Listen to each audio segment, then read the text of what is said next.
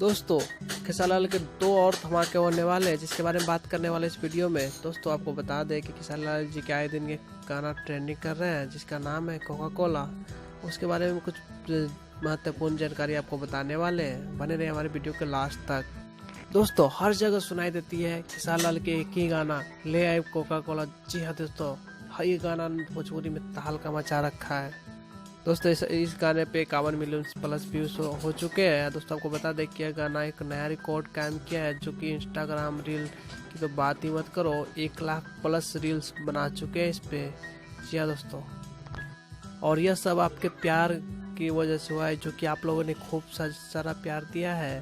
दोस्तों खेसारी लाल को इतना सारा प्यार देने के लिए बहुत बहुत धन्यवाद, और बहुत प्यार आपका ऐसी बनाए रखे खेसारी लाल यादव पर।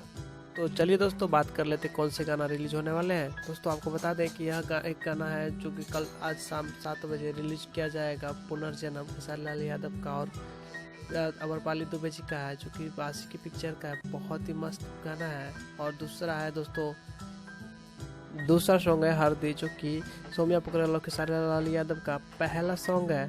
दोस्तों यह सॉन्ग ग्लोबल म्यूजिक के यूट्यूब चैनल पर रिलीज किया जाएगा। दोस्तों यह अपडेट आपको कैसा लगा हमें कमेंट करके जरूर बताएं। चैनल को सब्सक्राइब जरूर करें। धन्यवाद।